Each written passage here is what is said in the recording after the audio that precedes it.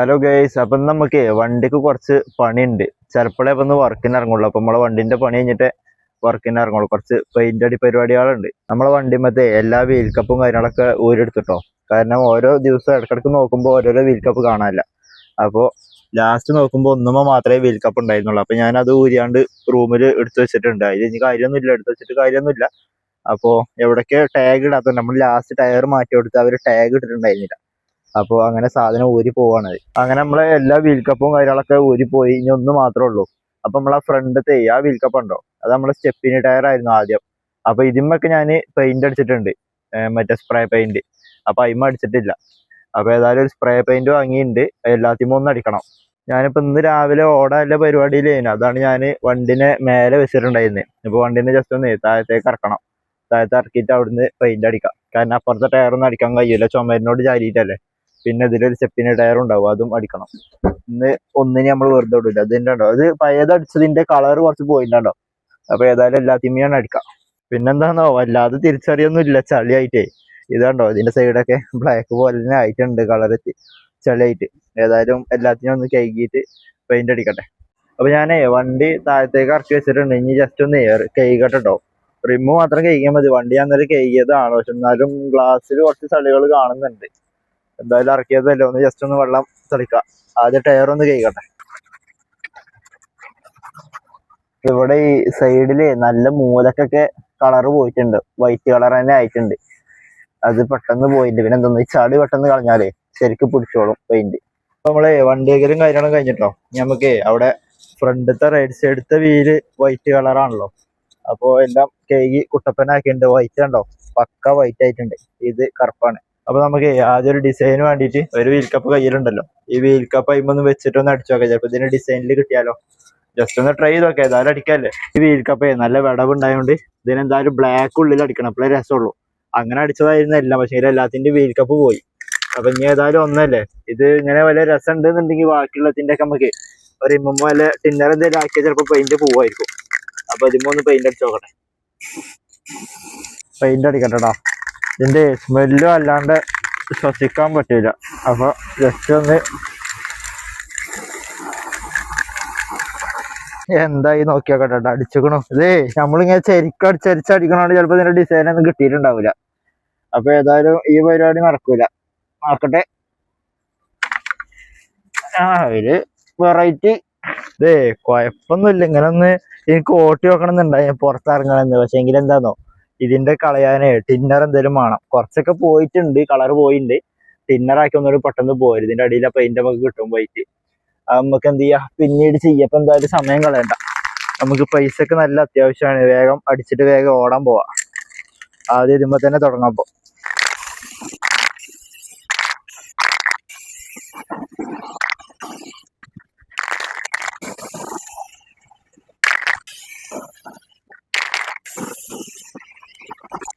അങ്ങനെ നമ്മള് പെയിന്റ് അടിയും കാര്യങ്ങളൊക്കെ കഴിച്ചിട്ടോ. സ്റ്റെപ്പിനെ അടിച്ചിട്ടുണ്ട്. കഴിഞ്ഞ പ്രാവശ്യം നമ്മൾ സ്റ്റെപ്പിനെ അടിക്കാൻ മറന്നു. അതാണ് നമ്മളിത് വൈറ്റ് കളർ വന്നു. ഒരു ടയർ നല്ല തിളക്കത്തിൽ അടിച്ചിട്ടുണ്ട്. 4 ടയറും അടിച്ചു. നമ്മള് വീൽ കപ്പ് കൂടെ ഉണ്ട് കേട്ടോ. ഇതും അടിച്ചിട്ടുണ്ട്, ഇതും അടിച്ചിട്ടുണ്ട്, സ്റ്റെപ്പിനെ അടിച്ചിട്ടുണ്ട്. ഇത് കുറച്ചൊക്കെ ഇങ്ങനെ ടയർമൊക്കെ പോയിന്, ഞാൻ വല്ലാണ്ട് ശ്രദ്ധിച്ചില്ല. കുഴപ്പമില്ല. ഇനി ഇത് ഉണങ്ങിയിട്ട് വേണം, വെയിലത്ത് വെച്ചിട്ട് ഉണക്കിയിട്ട് വേണം ഇതിനകത്ത് കയറ്റാന്. കുറച്ചുകൂടി പെയിന്റ് ബാക്കിയുണ്ട്. ഇതുപോലെ ഒരു കുപ്പി വീട്ടിലും ഉണ്ട്.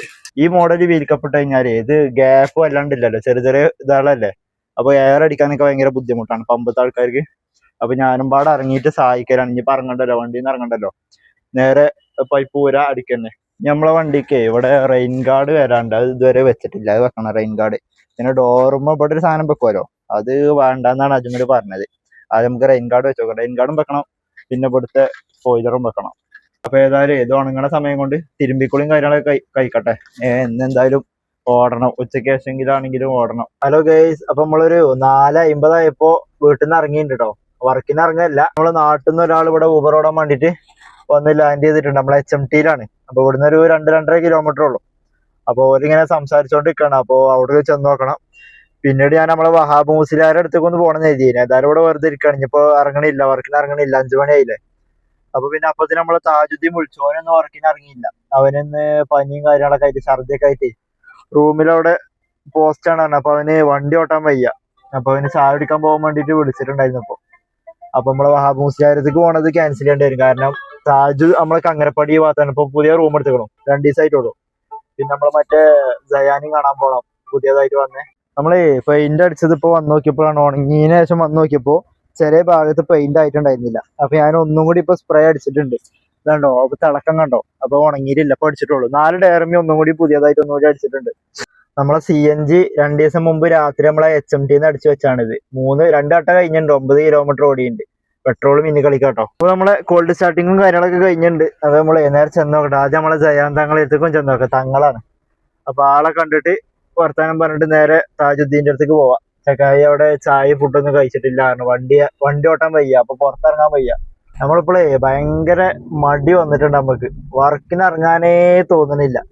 രാവിലെ ഇറങ്ങിയാല് ആ ഫ്ലോയിൽ അങ്ങ് പോകും. എന്നാലും ചിലപ്പോ ഉച്ചക്ക് എവിടെയൊക്കെ വല്ല മൊബൈൽ ഷോപ്പിലോ അവിടെ എവിടെയൊക്കെ കയറിയിട്ട് അങ്ങനെ സമയം പോവാണ്.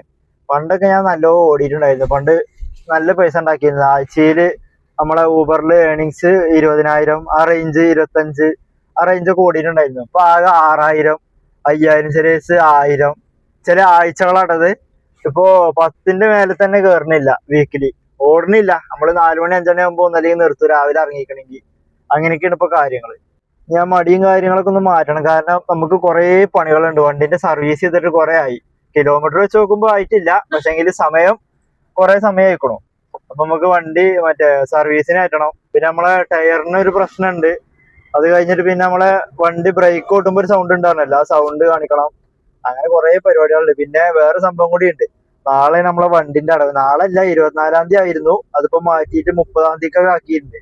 ഇത് ഈ വണ്ടിന്റെ ശരിക്കുള്ള അടവിന്റെ ദിവസം എന്ന് പറയുന്നത് 4-ാം തീയതിയാണ്. ഞാൻ ആളെടുത്തുനിന്ന് വണ്ടി വാങ്ങിയ ഡേറ്റ് ആണ് 24-ാം തീയതി. അതുകൊണ്ടാണ് 24-ാം തീയതി വണ്ടിന്റെ അടവടച്ചത്. ഇതിപ്പോ ഇനി 30-ാം തീയതി തന്നാൽ മതി എന്നാ പറഞ്ഞത്. 30-ാം തീയതി അല്ലെങ്കിൽ 1-ാം തീയതിയോ. പക്ഷെങ്കില് പിന്നെ വേറെ സംഭവം കൂടി, നമ്മൾ 30,000 കൊടുത്തത് 15 പാടെ ആക്കിയിട്ടുണ്ട്. 15 തന്നാൽ മതി പറഞ്ഞിട്ട് 14,510 ശരിക്കുള്ള അടവ്. അപ്പൊ ഇനി 15 റൗണ്ട് ആക്കിയിട്ട് അങ്ങനെ കൊടുക്കാനുള്ള പരിപാടിയിലാണ്. അപ്പൊ ഇങ്ങനെയും പാടെ ആക്കിയപ്പോ ഒന്നും കൂടി മടി കൂടി. കാരണം ഇനി 30 ഉണ്ടാക്കണ്ടല്ലോ. അപ്പൊ ഈ 15 നമുക്ക് വേറെ അവിടുന്ന് ഇവിടുന്നൊക്കെ ആയിട്ട് 4 റുപ്യ കയ്യിലുണ്ട്. ബാക്കി നമുക്ക് കടം തരാന്നൊക്കെ പറഞ്ഞിട്ടുണ്ട് ചിലവര്. അപ്പൊ ഹിന്ദിയും പാടെ ഒരു മടിയുണ്ട്. പൈസ കിട്ടുണ്ടല്ലോ എന്നുള്ള ചിന്തയിലാണ് നമ്മൾ ഈ ഓടാത്തത്. നമ്മൾ ഈ കാര്യങ്ങളൊക്കെ ഒന്ന് മാറ്റിപ്പിടിക്കണം. പണ്ടത്തെ പോലെ എന്തായാലും കഴിയൂലെന്നാണ് എനിക്ക് തോന്നുന്നത്.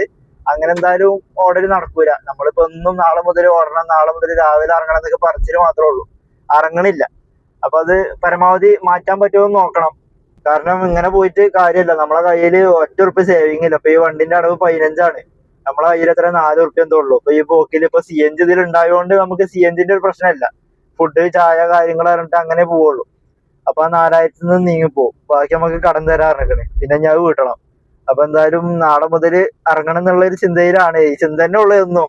അപ്പൊ നമ്മള് എവിടെ ബോംബെ കഫേന്റെ അവിടെ എത്തി. സൈഡിൽ കാണുന്ന ബോംബെ കഫേ കേട്ടോ. അപ്പൊ നമ്മള് ഇപ്പൊ ഈ കാറ് വന്നാണ്ട്, ഈ ബ്ലാക്ക് കാറ് ഇവിടുന്ന് ഈ ലെഫ്റ്റ് തിരിഞ്ഞിട്ട് ഇതിൽ കൂടി ഒരു റോഡുണ്ട്.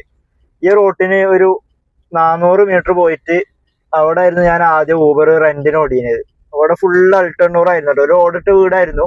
വീടും ഉണ്ടാവും, വണ്ടി ഉണ്ടാവും. വണ്ടി 900 രൂപയായിരുന്നു റെന്റ് ഉണ്ടായിരുന്നത്. പിന്നെ അതിൽ 220 കിലോമീറ്റർ ലിമിറ്റും ഉണ്ട്. അത് കഴിഞ്ഞ 1 കിലോമീറ്ററിന് പൈസ കൂടും. അങ്ങനത്തെ ഒരു കണക്കായിരുന്നു ഇവിടെ. അപ്പൊ നമ്മളൊരു സുഹൃത്തുണ്ട് നാട്ടിലത്തെ. അപ്പൊ അവന് കുറെ ദിവസമായി വണ്ടി ഓടണം എന്നൊക്കെ പറഞ്ഞിട്ട് വണ്ടി ഇല്ല. അപ്പൊ ഞാൻ പറഞ്ഞു, ഇവര് എന്നിട്ട് എന്ത് ചെയ്ത്, ഞാൻ അന്ന് ഓടിന മുതലാളിമാരല്ല ഇപ്പൊ ഇവിടെ ഇവർക്ക് എത്ര 30-40 വണ്ടികൾ ഉണ്ടായിരുന്നു. അതൊക്കെ വേറെ ടീമിന് ഒറ്റയടിക്കണം വിറ്റു, ഈ വീടടക്കം. അപ്പൊ അങ്ങനെ അവരുടെ നമ്പർ എന്റെ കയ്യിലില്ല. അപ്പൊ എന്റെ ഫ്രണ്ടിന് ഇവരെ നമ്പർ ഒന്ന് ഒപ്പിച്ചു കൊടുക്കാൻ വേണ്ടിട്ട് ഇവിടുത്തെ ചെന്ന് നോക്കട്ടെ. ഈ റോഡിനൊക്കെ പോന്നിട്ട് കുറെ ദിവസമായിട്ടോ. ഇവിടെ ഒരു ടർഫൊക്കെ ഉണ്ടായിരുന്നു. ടർഫൊക്കെ ഇപ്പോഴും ഇല്ല, ടർഫൊക്കെ ഒഴിവാക്കിയിട്ട്. ഈ കാറിന്റെ അവിടെ ഒരു തറ കാണാനുണ്ടോ ഫ്രണ്ടില്?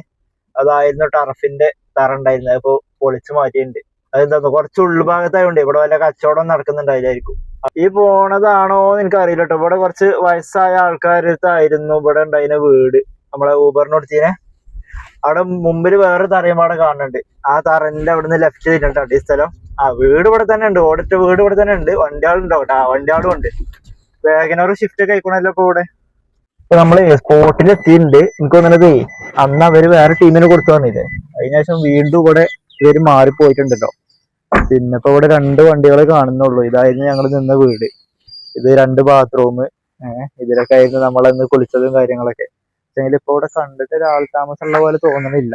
ഇതാണ് ഇതിലേക്ക് കയറുന്ന വഴി. ഇപ്പൊ ഇവിടെ ആൾ താമസം ഇല്ലാന്ന് എനിക്ക് തോന്നണം കേട്ടോ. പക്ഷെങ്കിൽ ഇവിടെ രണ്ട് വണ്ടികൾ കാണുന്നുണ്ട്.